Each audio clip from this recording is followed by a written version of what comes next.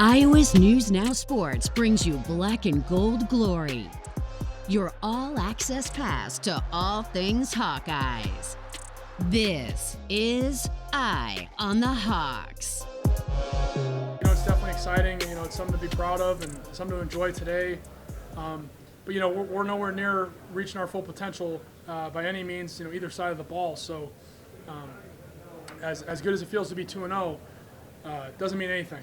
Better on both sides of the ball. Now that is a scary thought. Welcome to Eye on the Hawks. I'm Jett Beachum, joined always by Hawkeye Nation's Rob Howe, who's seen it all. We'll get to a preview of this weekend's Iowa-Kent State matchup, but we've got a lot to talk about before that. For the second week in a row, the Hawkeye defense absolutely smothered a fierce opponent, topping its Week 1 performance with 4 turnovers that led to 20 points. They added another defensive touchdown, turned Doak Walker finalist Breece Hall into a non-factor, and forced Matt Campbell to bench the greatest quarterback in Iowa State history. You can't really ask a defense to do much more than that. That's an offense's dream scenario. That's awesome. I'm so proud of those guys on the defensive side of the ball for us. They work so hard and they're so well coached that it's great to see their success. When we were on that field, I feel like there was 11 defensive guys flying around to that ball, and that's just the standard we've set here, and that's the standard Coach Parker, Coach Wallace, Coach Bell, Coach Neiman, like they all hold us to. There's always room for improvement. We've just been talking about the standard, and each and every week we're trying to raise the standard, keep the standard, and just push everybody on the field. So next week we got another big job. We can't focus on what we did in the past. Now, Rob, before the season, Grant asked you if the Iowa secondary could be the best in the country. I'm going to take this one step further. Could the Iowa defense as a whole be the best in the country? I think it has an opportunity to be that. You talk about the two teams they've played so far and the quarterbacks they've played so far, and Michael Penix Jr. and Brock Purdy, and Iowa's been able to shut those two teams down, 11.5 points a game against 2 top 25 teams at the time. I thought this Iowa defense would be good. I didn't think it'd be this good this quickly. Yeah, and 7 turnovers again in those 2 games combined against 2 teams ranked in the top 20, not even only the top 25. This has been an unbelievable performance. You probably couldn't ask for a better start. No. Now, Jack Campbell missed the first 3 games of 2020 due to mono, but when he returned, he made a major impact, and that continued to grow throughout the season. It also carried into 2021. The junior from Cedar Falls matched a career-high 8 tackles in Saturday's Cy-Hawk game, combining with Deontay Craig for a sack and scoring a touchdown on a fumble recovery. He might just be the heart of the Hawkeye defense. We loved him in recruiting, and ever since he's been on campus, he's been great to work with. So that, he got off to a little slow start last year because of the health issue, but he's played a lot of good football for us. Just got a tremendous attitude, tremendous work ethic, and he's got good physical skills too. Man, Jack really gets us going. Jack is a monster. He really embodies the standard. Like when you look at Jack, he's always going 100%. He always knows what he's doing, and he's always trying to bring others along. Now, it's difficult to pinpoint a best player on this Iowa defense with the amount of talent stacked, particularly in the back 7, but Jack Campbell has to be in that conversation. Rob, where would you rank him with all the talent on this team? I don't think you could go wrong putting him at the top, but I think the best thing about this defense is you can make an argument for several guys that be at the top. Riley Moss week 1, Mac Hankins comes back week 2. You've got Zach Van Valkenburg, who's been playing really well. But Jack Campbell has that ability to play sideline to sideline and make everybody around him that much better. When you have a guy in the middle of your defense that is that dominant, it makes everybody around him that much better. While Charlie Jones was tremendous as the Hawkeyes punt returner in 2020, he failed to tally a catch in his first season at Iowa. Now, he got that first catch against Indiana 2 weeks ago, but it was just for 2 yards. So his team-high 2 catches for 36 yards in Ames, including a 26-yard touchdown that put Iowa up 14-3 just before halftime, was a serious breakout for the transfer from Buffalo. But it wasn't a performance that surprised anybody on his team. Charlie is a guy that, works extremely hard. I don't know if there's anyone else. I've never met someone with a kind of work ethic like Charlie Jones. And really, obviously everyone's seen what he can do on special teams, and he had another great day there. But when a guy like Charlie, with how hard he works and how much he cares about football, I'm just really happy for him. Now, Charlie Jones led all players in the Cyhawk game with 133 all-purpose yards in a game where yards of any kind were hard to come by. Rob, there was a lot of talk about the high potential freshman class of wide receivers coming into the room this season. Do you think Charlie Jones will continue to hold these guys off? I think it's a great problem to have. If he doesn't, that means those guys are playing that much better because he's playing at a really high level right now. And like Spencer said, he's a guy that works harder than anybody he's ever been around. So it's not a mistake that he is where he is. As a punt returner, he's as good as any punt returner I've seen at Iowa in 25 years. It's a fearless thing, and I think he's bringing that mentality to the wide receiver position, and it seems like he has a good rapport with Spencer Petras. Which is pretty crazy because, you know, when you have talented freshmen coming in like Arlen Bruce, like Keegan Johnson, those guys tend to be fearless when they're coming into college. Right. And so to see a transfer from Buffalo, again, as a walk-in, as we mentioned, to come in, take a position not only in the wide receiver room, but also an important position in special teams, in punt returner, a position where you can literally flip the field and have a huge impact in the game. It's huge to see Charlie Jones kind of take a step of his own. Now, while Iowa turned in another double-digit win against an opponent that was ranked higher than them coming in, the offense still hasn't made much of a mark. The Hawks piled up just 173 total yards, with 139 of them coming on the last 3 drives of the second quarter. That stretch was massive, and it's exactly what the Hawkeyes needed. Now, it may not have been pretty overall, but after the 71-yard touchdown drive, the offense just needed to be mistake-free. For us to take the ball and drive it the way we did, that's really beneficial, and that's something on offense we'll be able to build off of. You know, the downer there was that, you know, they come back and hit that big play, and next thing you know, they got the ball in the end zone. So it took a little steam out of us, but for that drive, those are really important things if you can do that. And we're going to see a lot of things we can get better at tomorrow when we look at that tape, but yeah, it's huge. It's definitely huge. The offense hasn't been impressive, but they haven't needed to be impressive. Rob, do you have concerns about the Iowa offense, or have they just been conservative because of the situations they've been put in? I think consistency is probably a concern, Jett. You want to see more consistency on that side of the ball, but also you have to consider that they're playing 2 of the better defenses they'll see on their schedule this season in Indiana and Iowa State. And then I know people get tired of hearing about it, but complementary football, know who you are. Iowa's very strong on defense and special teams. There's no need to take risks on offense. They were never behind in either of those games. I guess maybe they were behind 3-0 against Iowa State early, but they never were in a position where they had to open it up offensively. Rely on your strengths. Let the offense get better as the season goes on. That's how good things happen. You got good guys at the top, and they've really worked hard at it, conscientiously at it, and I think these guys genuinely do care about each other. Between the performance on the field and what Kirk Ferentz had to say after the game, you get the feeling this team may be special. We explore that possibility when Eye on the Hawks returns.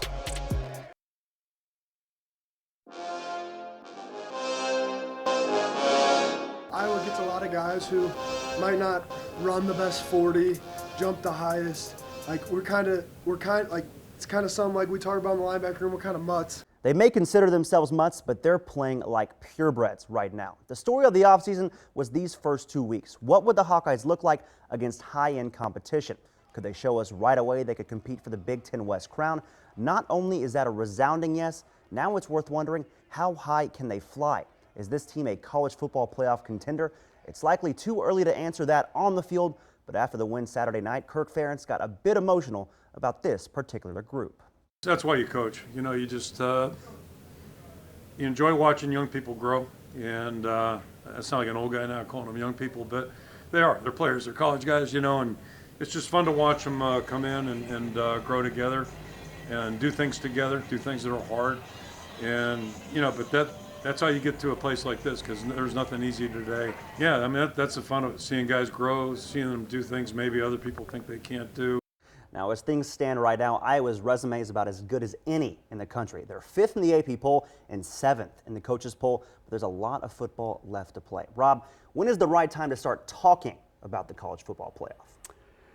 Inside the building, Jett, they don't want to come close to talking about it, and I think we got that vibe on Tuesday talking to the players. Outside, they can't control that, and that's what the talk is going to be outside now. You're top 5 in the country. You're in the top 5 in the country in September for the first time since 1985. People are going to notice that. You're in the picture, as you said. They've got 2 of the more impressive wins in the country this year. How do you deal with that? how do the leaders of this team, how does the coaching staff deal with being the hunted instead of the hunter? How do you deal with success? How do you deal with everybody telling you how good you are? Can you block that out and continue to improve? Because your opponents are going to continue to improve. Now, after 2 weeks, Iowa has scored 7 touchdowns, 4 on offense and 3 on defense. Only 7 other programs have multiple defensive touchdowns, and nobody else has 3. Between the 6 interceptions and the fumble recovery, the Hawkeye defense has 138 return yards as well. So is there a little competition between the defense and offense over who can produce more offense? You know, at the end of the year, you know, a couple of months after the end of the year, you know, we'll probably say, you know, kind of crazy, we always have more touchdowns than you. But, you know, in season, you know, they're doing their best and we're doing our best. So at the end of the day, you know, team effort, and, you know, it's kind of fun to have that little competition too. No, I think we're just going out there and playing as hard as we can, and like good things are just happening to us. We just need to continue to do that week in and week out. So I'm excited to see how we can keep pushing this thing. Yeah, I mean that's a fun little thing to say to them, but you know, they've been doing a great job. Now, obviously, as the season goes along, the offense will outpace the defense more and more. But Rob, do you think the Hawkeyes can rely on this defense continuing to put up points? Rely on it? I don't think so. I think if Iowa continued at this pace of scoring on defense, they would probably be in the record books. Yeah. I mean, this has been crazy so far. It's funny to watch those 3 defensive guys with the sly smile on their face. I bet you they're probably bringing it up to the offense, but that should just motivate the offense to be that much better. I think the defense will continue to put the offense in good positions to make plays, and how this offense develops throughout the season, we'll be able to take advantage of that more. Yeah, you mentioned those sly faces. Riley Moss, again, is roommates with Spencer Petras, Tyler Linderbaum, and Nico Reganey, all 3 offensive guys. And I mean, he has more reception yards, I guess you could say, than Nico Reganey at this point. So I'm pretty sure there's probably a little roommate trash talk going on. Now, we talked a bit about Jack Campbell and his touchdown return, but overall, the linebackers as a unit have been fantastic. And this past Saturday, combined for over 20 tackles, 2 turnovers, and that touchdown. Now, for this group, a performance like that has become an expectation. This group of guys in the linebacker room, like when we go out on the field, like you're going to get nothing but our best, and that's just what we expect from each other. Like the coaches the coaches expect it, but they're not putting it on us. It's kind of on us, and it's player-led, which is something that I think is pretty special.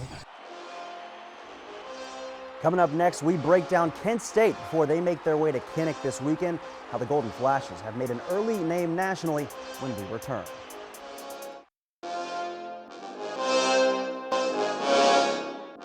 First and foremost, just compliments to their program. Coach Lewis has really done a good job, and I think one stat that really stood out to me was the fact that last year that was only the 2nd time they've had consecutive back-to-back winning seasons since the 70s, and that's a long time. Kirk Ferentz has a ton of respect for Kent State, who plans to prove the last 2 seasons were no flash in the pan. The Golden Flashes hung 60 on the Virginia Military Institute last Saturday and trailed by only 7 at half to 7th-ranked Texas A&M in their season debut. But it's a unique and effective defense that's been giving teams fits this season. It's kind of like we've had 3 very different preparations now. And, you know, so that's a challenge for us.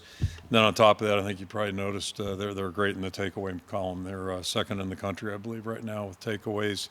So it just tells you a little bit about their ball hawking ability. They're opportunistic defensively.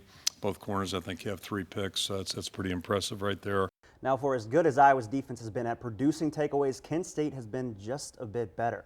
The Golden Flashes as a unit have 8 on the year, all coming via interceptions, and their 8 picks lead the country. Rob, how would you compare the challenge Kent State presents in the passing game to the first 2 groups of DBs Iowa played this year? It's hard to really gauge. I think Kent State allows 430 yards a game, which is, you know, among the worst in the country. I think it's 107 out of 130 FBS teams. So, yes, they take the ball away, but Iowa doesn't give the ball away. So if Iowa plays smart football and doesn't put itself at risk, again, know who you are, rely on your defense and your special teams, take the opportunities when they're there, but don't take risks. Don't throw into double coverage like we saw there with the Texas A&M quarterback. Yeah, and again, I'll give them credit because, again, you know, we see them play Virginia Military Institute. I've personally never even heard of that school. Yeah. But they had 4 picks against them, but they also had the 4 interceptions against A&M. So, you know, they did pick off a D1 caliber quarterback and give him some fits, despite the fact that they also gave up 41 points. Now, offensively, the Golden Flashes live up to their name. Kent State pushes the pace, hoping to get each play off in around 20 seconds or less to keep the defense on its toes. And with the Golden Flashes using the ever so popular RPO system, the Hawkeyes have a lot to prepare for. It's dangerous just because, if you don't get the call in and you don't see what the formation where they're set up at, they can catch you off guard and get you for a big play. So I think the main thing for us this week is, getting lined up, reading your keys, knowing your responsibility and doing your job. They're up tempo. They like to, get you out of your gaps. They like to, try to get you second guessing your assignments. So we just have to play fundamental football and know where we need to be in order to combat that tempo.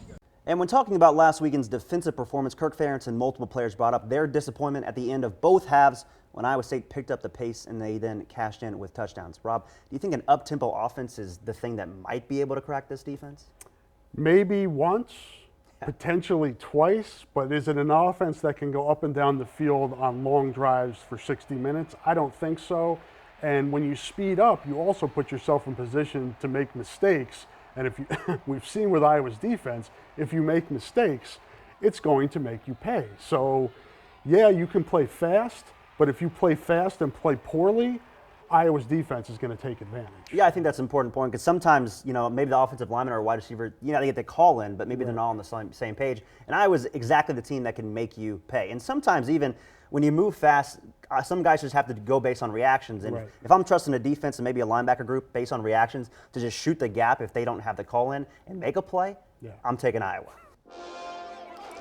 Coming up next, we'll wrap up the show with some predictions and pizza. The fourth quarter is coming up on Eye on the Hawks.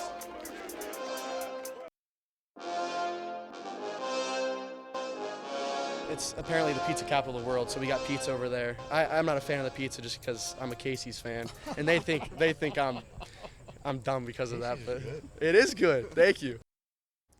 The Casey's pizza debate isn't limited to Twitter. Apparently, it's commonplace in Riley Moss's house, where he lives with fellow Iowan Tyler Linderbaum, as well as Spencer Petras, who's from California, and Nico Reganey, who is from New Haven, Connecticut, a notorious pizza city.